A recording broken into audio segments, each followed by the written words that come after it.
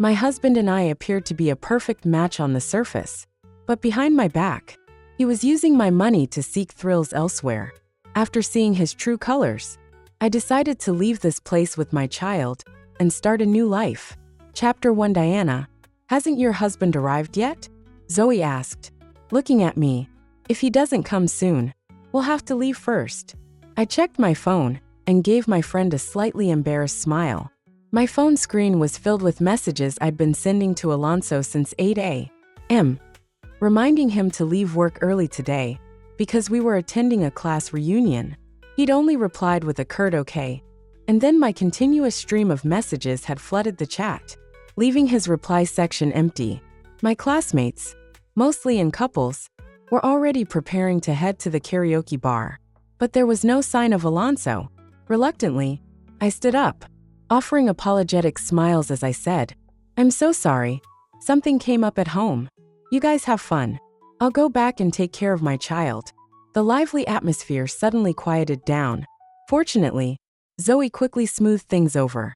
"All right, then you should get back," someone said with a hint of dissatisfaction. "Why is it always like this with your family? Is there no one else besides you? Alonso is the same.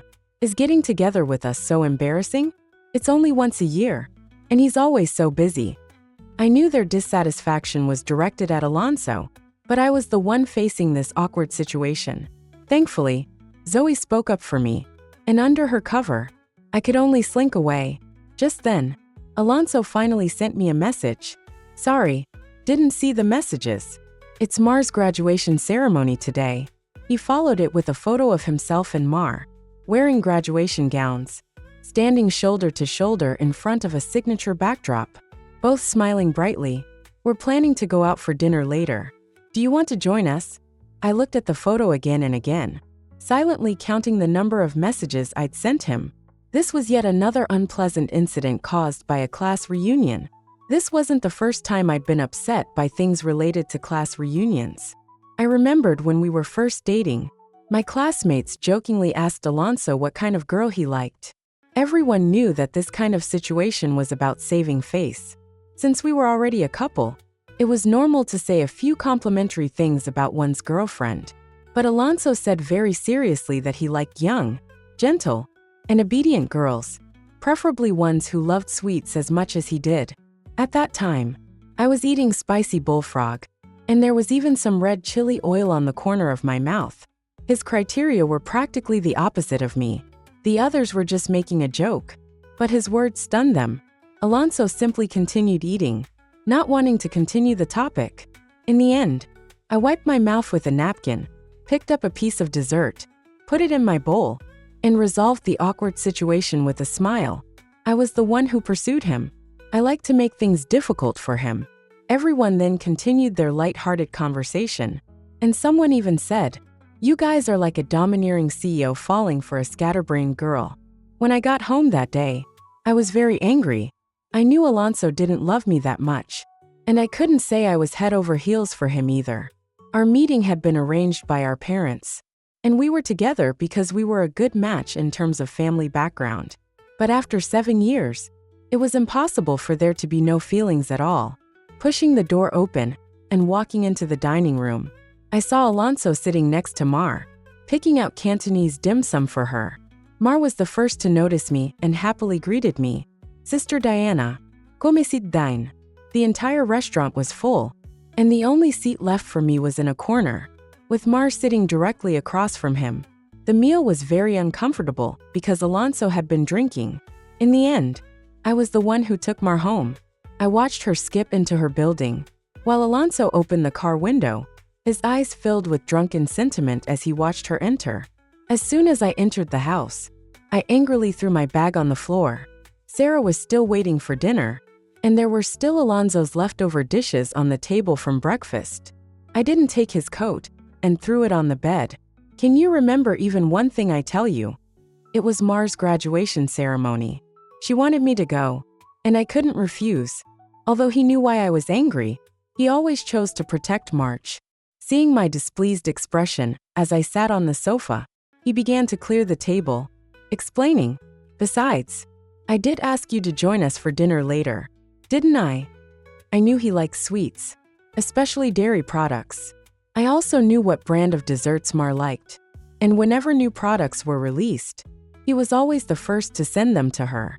He even bought her whole boxes of milk because she was short and easily bullied. But what he didn't know was that I had developed lactose intolerance after Sarah was born and disliked eating too many sweets. I wanted to be the gentle and understanding girl he described, so I never told him these things, and he had never truly cared about my feelings. Therefore, even now, he still knew very little about me, and I was increasingly unsure of what I even liked anymore. Chapter 2. Mar was a young woman my husband met during a charity event. Besides her family consisted of an older sister and 2 younger brothers. Her mother didn't want her to attend school. Instead, she planned to marry her off to a man in the village who was over 50 years old, just to get the bride price to buy a house for her brothers. Later, Mar secretly ran away and relied on financial aid from a charity organization, which my husband helped facilitate, to continue her education. Because Mar insisted on repaying the money, my husband stayed in contact with her and had unknowingly provided support for 5 years. I was also happy to help others. When my husband first told me about this, I agreed to support him without hesitation. But gradually, I noticed that Mar had developed feelings for Alonso, and Alonso's attitude towards Mar also seemed very special. I couldn't say anything. Alonso always explained that he just wanted to help Mar escape the hardships of rural life and give her a better future. This feeling was like a splinter stuck in my finger. It wouldn't affect anything on ordinary days, but once that spot was touched, the pain became unbearable. That night, I couldn't sleep. The stuffy heat in the blanket made me uncomfortable, and I felt like my whole body was burning. Sarah was already asleep, and I didn't want to disturb her, so I carefully got up to get some water. I discovered that Alonso wasn't asleep either. He was smoking on the balcony. Upon hearing my voice, he immediately put out his cigarette. Couldn't sleep yet. I can't sleep either. Why are you smoking so late? I had always disliked the smell of cigarettes, especially after having a child. I couldn't stand anyone smoking in front of me. Don't smoke anymore. He threw the cigarette, but into the trash can. Diana, Sarah will be starting elementary school soon, won't she? I didn't respond. Waiting for him to continue, he looked out the window, avoiding my gaze. I was thinking of having Mar come over to tutor Sarah. Mar's English is very good, and it would be beneficial for Sarah. You understand. I also knew that she was recently lacking work experience. This made me unhappy. I didn't want other women appearing in our lives. I valued my personal space very much. I actually wanted to tell him that I was really tired today, but he obviously didn't care about my feelings and kept bringing up Mar, even though he hadn't even taken good care of his own daughter. At that moment, I saw the cigarette, but in the trash can still smoldering, and the smell of tobacco on Alonso made me even more agitated. It was as if years of emotion had instantly lost their weight. I threw the glass I was holding towards the trash can, and the faint embers turned into a wisp of smoke and dissipated. Even if I don't want her to, you'll still let her come, won't you? Faced with silence, I didn't press him. I stretched. I'm tired. I'm going out tomorrow. Remember to look after Sarah. Good night. The next morning, to avoid seeing Mar, I deliberately got up very early and went to the cemetery alone. Today was the anniversary of my mother's death. Because of her poor health, no one in the family could spare time to take care of Sarah, and I was just starting my career. So, she came from far away to help me, taking care of everything at home until she left us forever when Sarah was 5. My mother had given birth at a young age and passed away when she was just over 50. Standing in front of her grave, holding flowers, thinking about how she would always bring me a bowl of hot noodles when I came home late at night. Tears welled up in my eyes. I wasn't a filial daughter. I hadn't been able to let my mother enjoy her life while she was alive. Even at the very end, she was still worried about Maya and Alonso's future. After placing the flowers, I took a car home, feeling dazed the whole way. Even a simple action like opening the door felt particularly tiring. As soon as I walked in, I heard Sarah crying. She ran out in her slippers and hugged me tightly. What happened? Why is the child so upset? As I held Sarah and asked her, I saw Alonso comforting Mar, who was rubbing her eyes and looked somewhat teary. Sister Diana, Sarah is really disobedient. I just can't control her. Upon hearing my stern words, Mar immediately put on a wronged expression. Every child is a bit naughty sometimes. Can't you be a little more patient? I wasn't buying it and interrupted her before she could finish speaking.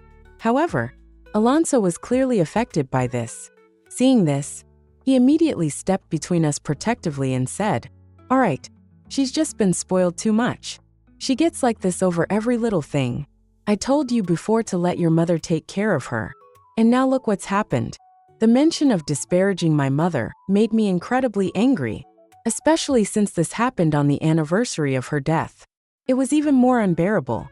I've realized it a long time ago. This marriage has no meaning anymore. Thinking this, I pulled my child into my arms and, giving him a gentle but firm look, replied, "Alonso, I don't want to continue this sham of a relationship anymore. Let's get a divorce. If you no longer love me, then why should you expect me to stay here?" Chapter 3. Alonso's usually calm face finally changed color, his eyes widening. "Diana, what did you just say? If you don't agree, then we'll see each other in court." I held Sarah in one arm and closed the door with the other. Over the years, juggling between family and work, holding my child in one arm and doing things with the other had become second nature to me. He quickly chased after me. I even saw Mar pulling at him, trying to stop him, but he pushed her away. This time, he didn't protect Mar, but his choice was no longer important to me. Unable to wait for the elevator, Alonso watched me go downstairs, then ran after me without even changing his shoes. "Diana, why is this happening?" he asked breathlessly, looking genuinely shocked. All these years, I had played the role too well, making him forget that I was actually an independent and strong woman, not someone who was obedient and weak. Why? I was also taken aback by his question, because every day, besides work, I also had to take care of this overgrown man-child. Because he never remembered my birthday, because he always had various excuses to flirt with other women. Most importantly, in all this time, I hadn't felt a single bit of care or love from him. There's no special reason. I'm just exhausted. Being with you makes me miserable every day, I said casually. As long as I could escape this kind of life, I could find a million excuses. But these words ignited Alonso's anger. Is it because of Mar? From his tone, I could sense anger and incomprehension. Mar is only in her early 20s, much younger than me. No matter what, I wouldn't do anything with her, let alone marry her. Why do you insist on thinking there's something between us? I put Sarah down and said, "Alonso, do you think I don't understand you? The reason you took Mar in was just to help someone. She's insecure, obedient, and easy to manipulate. Plus she has an innocent face. That's right. As you said, it's impossible. But please reflect on yourself. Are you really just treating her like a younger sister? You're generously funding other women with the money we both earned. How could such a good thing exist?" Just then, a taxi arrived. I picked up my daughter and got into the car. There's no need to pretend anymore. We both know that the feelings between us have long been dead in name. I need a partner who truly loves me, and I don't want to continue facing someone who's emotionally unfaithful.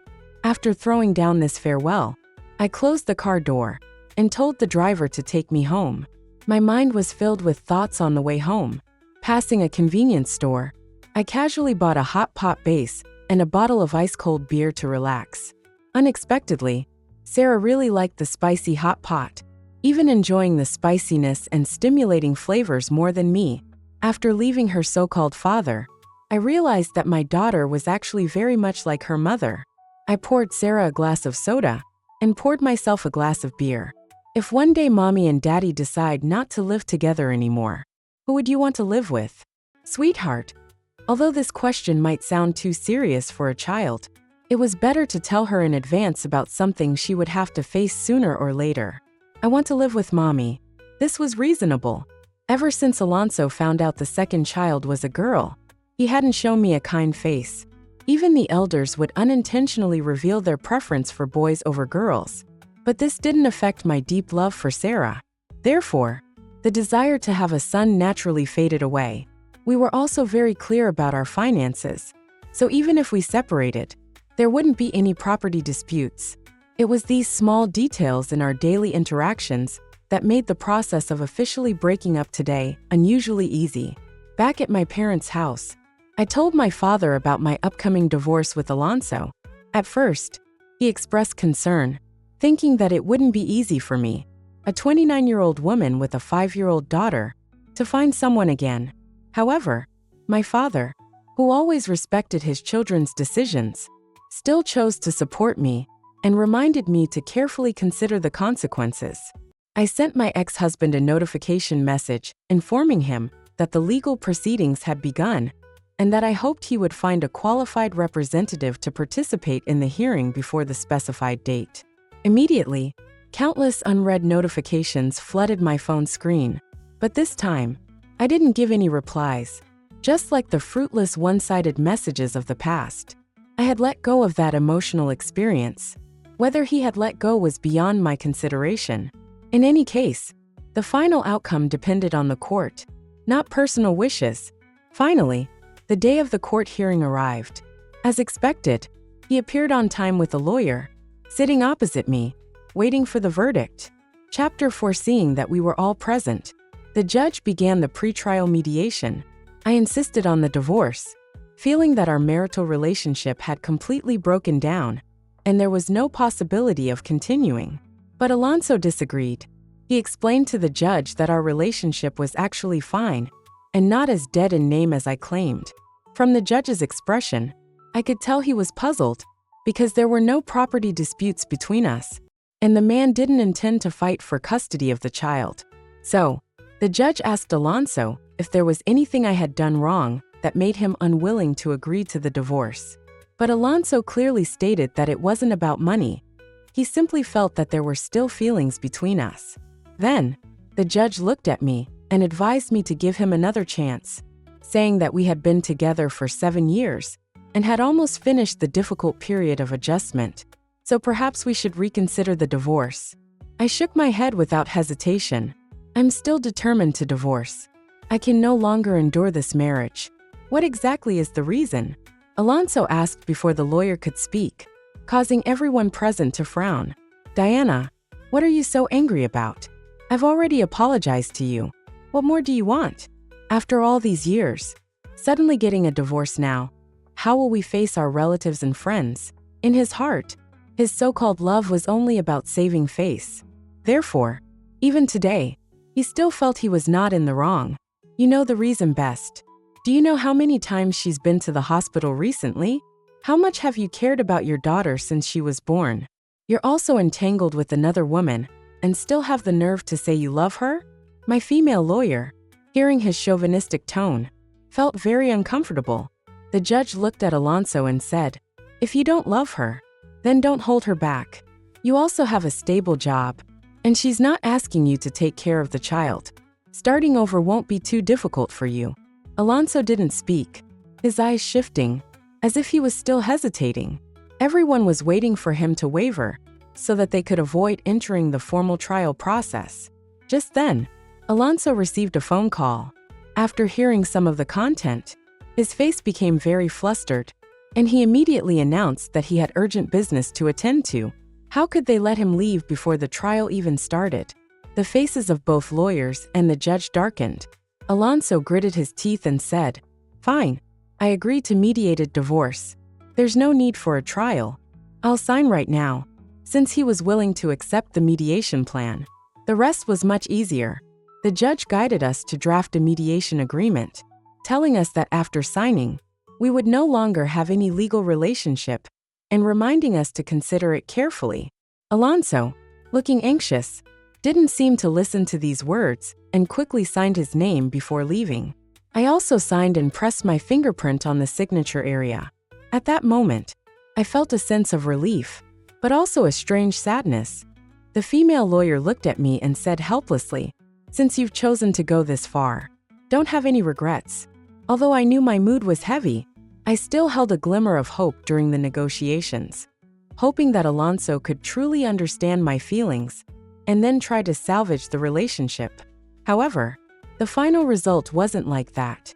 He also chose to let go. I called Zoe and suggested going for a walk. She immediately agreed, saying she was at the hospital and asked me to pick her up. When I arrived at the hospital entrance, I didn't see her but saw Alonso instead. He seemed to be arguing with March. How could you lie to me? Do you know I didn't even attend the court hearing? Because I was with you? Alonso tried to control his emotions, but his voice was still loud. The mediation agreement is already signed. Now you're telling me you're fine. So what if you signed it? I only want to be with you. What's so good about Diana? You should just end things with her, Mar said, still looking pitiful. She expressed her feelings even more boldly in front of me. Stop dreaming. There's no way I'll be with you. I need to contact the Civil Affairs Bureau to revoke that agreement, Alonso said, pushing Mar away as she tried to hug him. He frowned. Luckily, it can be cancelled unilaterally, otherwise, with her temper, it would probably take a month to appease her. Mar didn't want to let him leave and hugged Alonso again, trying to make him stay. I really didn't want to watch this ridiculous drama anymore. Just then, Zoe came out. I rolled down the window and honked the horn to get her attention. Seeing that it was me, Zoe happily waved and called my name.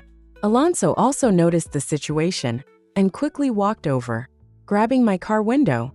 Diana, I only temporarily agreed to the divorce agreement because Mar said she had a car accident. Now I want to try and make up for my mistakes. Sarah is still so young. Please give me one last chance to make things right.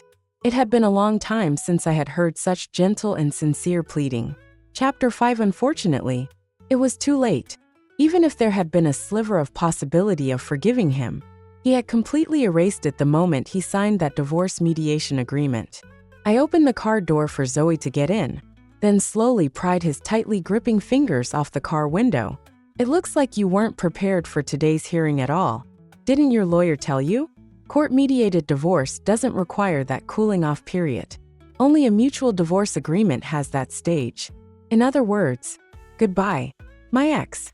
He stood there motionless, and I immediately started the car, leaving him far behind, through the rearview mirror. I even saw him chase after my car for a few steps, then gradually slow down and finally stop. Before his figure disappeared from sight, I turned to look at Zoe in the passenger seat. Let's go find a place to have a drink. Since separating from Alonso, I had focused more of my time on myself and my family. I would let Sarah learn to do small things and help with some chores around the house, instead of having adults do everything for her like before.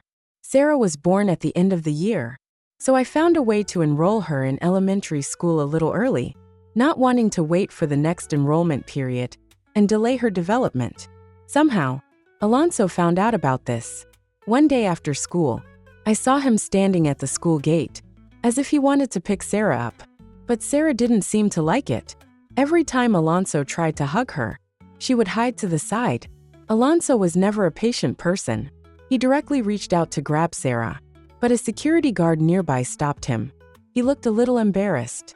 I'm her father. But Sarah still hid behind the security guard, who asked Alonso to step back. If you're the father, why is this child so unfamiliar with you? I walked over and gently called out, Sarah, come here. Mommy's here. Seeing me, Sarah's previous fearful expression immediately turned into a smile. She happily ran over. Mommy, I hugged her, and then looked at Alonso. I thought you had forgotten that Sarah is your daughter. He scratched his head awkwardly, looking like he didn't know what to say. My mother and I have been arguing a lot lately because of your matter. I'll transfer the money to you soon. Diana, can you come back? I really can't live without you. I noticed the smell of tobacco on his fingers. He had clearly been smoking a lot while I was away. I could smell it even from this distance. His clothes were also noticeably smaller, as if he hadn't bothered to get himself new ones. Seeing that I didn't say anything, he continued, I know you cared about what happened between me and March. I've already told her that there won't be any further contact. I'll change whatever you want me to change. Can we please get back together? No. I find it disgusting, seeing him trying to get closer to me as he spoke. I impatiently put Sarah into the car.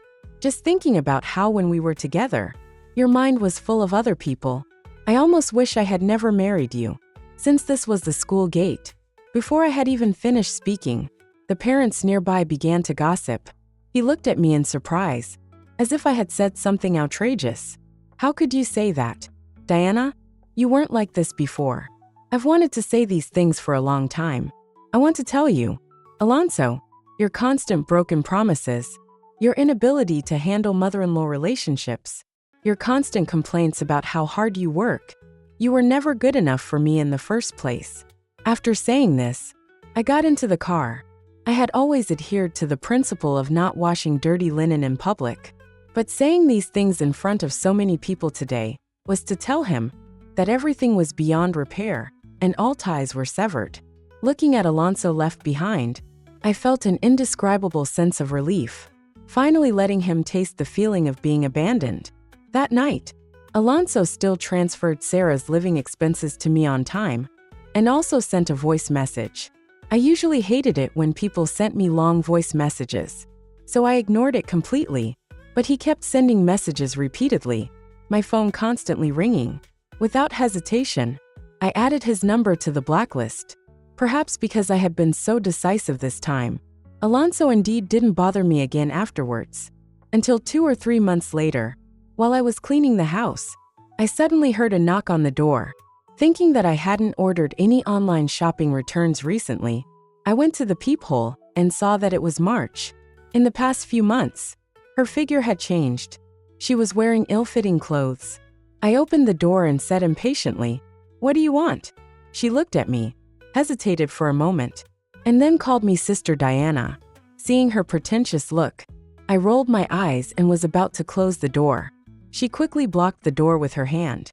"Sister Diana, please don't close the door." Probably afraid that I would actually close the door, she took the opportunity to squeeze in, standing by the shoe rack, looking like a frightened rabbit. I looked at her unhappily. "Aren't you playing with your young brother? What are you doing here looking for me?" "Sister Diana." She held her abdomen with her hand, her voice slightly tearful. "I'm pregnant."